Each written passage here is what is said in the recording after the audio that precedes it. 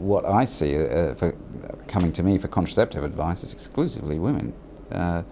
They have to undergo taking drugs or having horrible coils and things put in them, or implants under the skin. I think they've had a bad deal from the medical profession regarding that. Men seem to come better with that from that point of view. There is a very strong underlying idea that women should suffer more, and I use the word advisedly, in the service of preventing pregnancy than men. Controlling fertility is not a burden. It's not suffering, and it's not by any measure a punishment. Rather, it's the key to absolute freedom and control of one's destiny. Freedom and control that only women have enjoyed for the last 50 years. The male pill would give men reproductive parity of women for the first time in history. It would be a sea change in humanity. So let's say if there was a male pill, would you take it? It's funny you say that, because I would now, yes. And the reason why I was against it before is because I was in a relationship, and I was like, well, no one's going to take that, it'd be silly. But yes, I would now, yeah. Definitely. Why would you take it now? What's different now? Because one, I don't like using rubbers, yeah. And two, it's just that satisfaction that, you know, all your sperm, whatever it is that creates the babies, is not going to be shooted up into a woman, is it? So the main thing is to avoid pregnancy. Is it a trust issue between you and women, or is it an issue of you just don't want a pregnancy to happen? It's a bit of both, isn't it?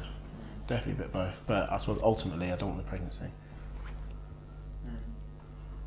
So yeah, I would take it. That'd be quite a cool thing now. How about you? Yeah, no, I definitely would. I mean, God, I've caused 2 abortions in my lifetime. I don't really want to cause any more. And I don't wear condoms. I'm really crap with wearing condoms. I'm not good at it, so I definitely would. Men will go nuts for a male pill. They'll treat it like holy water. They'll possibly pray to it every night. They'd no more forget to take it than they'd forget to breathe. It's the passport to a sex life without risk of unwanted fatherhood. It would be the holy grail for every man. So if a male pill was available, you would take it? Absolutely. Do you think that most men would take it? I think so, because it's about freedom. It's the same reason that women take the pill. It frees you from the other party. You don't have to rely on a woman taking the pill. You don't have to, you know, you are in control. And there will never be an unwanted pregnancy. Well, if both you have the ability to take a pill, then I cannot see how unwanted pregnancies could possibly happen. No man could be duped into fatherhood. No man could be controlled and used. No man could be enslaved. Every child that's born would be a wanted child by both parents, not just the mother. Boris Becker had sex with a random woman in a restaurant cupboard. Sometime later, he's reported to have received the following facts from the woman. Becker has since had to give her millions of pounds in child support. What kind of woman is this that would have a child in this way? More to the point, is she even that unusual? And what kind of legal system is it that supports and encourages women like this? Now, we've already calculated that on your salary you can expect to pay about £320 a month. Oh, come on. In no other area is a swindler rewarded with a monthly cash settlement. It's like someone's stolen my TV and they expect me to pay for the licence. Journalist Amy Alkin terms this casual sex into cash flow sex, and millions of women are doing it. And you don't have to be Boris Becker to be vulnerable. If you earn $20,000, that can be enough for some of these women. Thinks we can't afford another baby. Oh, Christ. Well, there's your problem right there. He's thinking.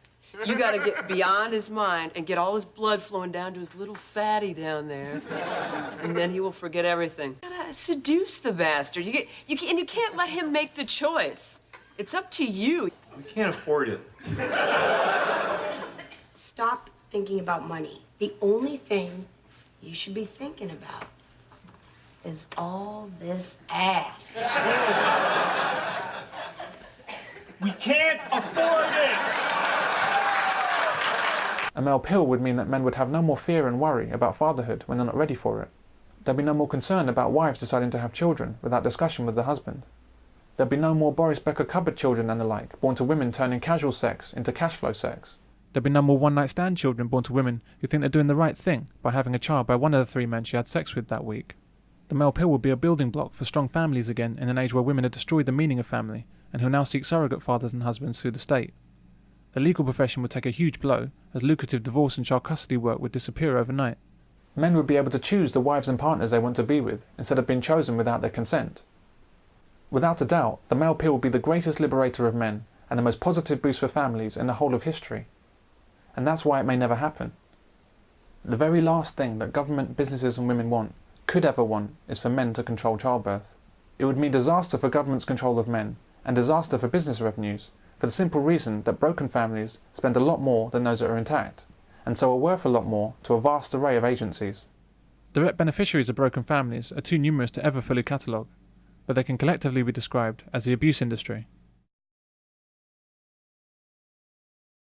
The birth rate would reduce hugely, because most children today are born without the consent of the man. House prices would come down, taxes would lower, government power would reduce, crime would fall, and world peace may well break out. What do you think the impact of the male pill will be when that's functional and licensed and it's there? Have you thought about that? Yeah, have you thought about that and its impact? I think every man thinks about that, don't they? The idea that they will have total control of their fertility and not have to risk having pregnancies with... Most men, if there is an effective means of contraception for most men, which doesn't involve putting something on top of their penis, they will jump at it. They will jump at it. This will free them in a way that they've never been free before. Never been free before. Absolutely. I can't wait for it myself, even though I'm 53. And I'm absolutely certain that it'll be wonderful. Men will be in charge for the first time with regard to, yes. Men must campaign for an effective male pill, and more importantly, acquire funds to support research into one. The only research currently being undertaken is into a hormone-based pill, which has significant side effects and involves men developing female traits and reduced long-term fertility. Clearly, this is not a promising avenue to pursue. The key question is where the money is going to come from to develop a male pill. It's been suggested pharmaceutical companies are reluctant to start making a male contraceptive because it simply wouldn't be a money spinner for them. If it does become available, the final challenge will be persuading men to actually use it. The pharmaceutical companies would make money from it, but this doesn't compare with what they make from having more people in the world. The reduced birth rate that would result from men finally having some control over their destiny would be counterproductive for these companies. There may well come a time that government and business do allow a genuine and effective male pill to be produced, but this will not happen until society's attitudes and laws have changed sufficiently to allow the free use by women of donated or otherwise harvested sperm. Oh! The National Sperm Bank have had another run on my seed. Yeah, they want another deposit. When women truly don't need men to have children, men will get a male pill. And it will be done like this in the name of women's rights to have children in any way they choose, and society's final acceptance that fathers really don't matter. Give your mother a wedding. If Arizona wanted to spend the rest of her life with me, yeah, I'll put on a big white dress and dance down the aisle. How about grandkids? Yes, I would imagine when the time came, there would be kids. Fathers are quite literally being phased out. We're halfway there already. Once we go the full way, this is not a society that any of us are going to want to live in.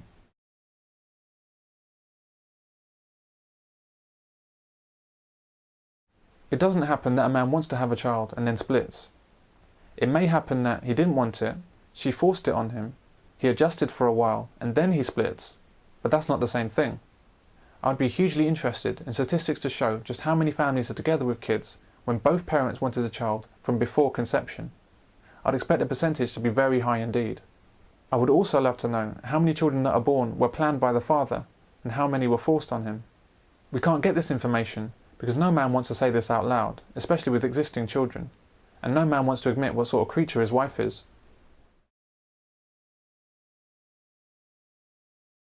Unfortunately, the man's role in parenting is frequently reduced to financial obligation. But it's important to realise that men want to be fathers when they choose to be fathers, not when a woman decides for them. As the kid, you know, as he started getting more and more aware, and you know, and he recognises me now, and he'll put his hands out to greet me and stuff.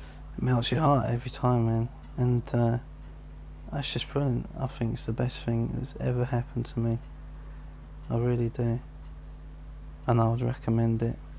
It's just difficult to explain, really, and until you've experienced it, but I love it. I really do. I love it. I love being a dad. Men want to choose when they make their huge and valuable investment in their children's lives. It's precisely because fatherhood is such a huge investment emotionally and financially that he'll walk away rather than invest in the wrong woman and child. Men do not want to be enslaved parents, and they will resist this enslavement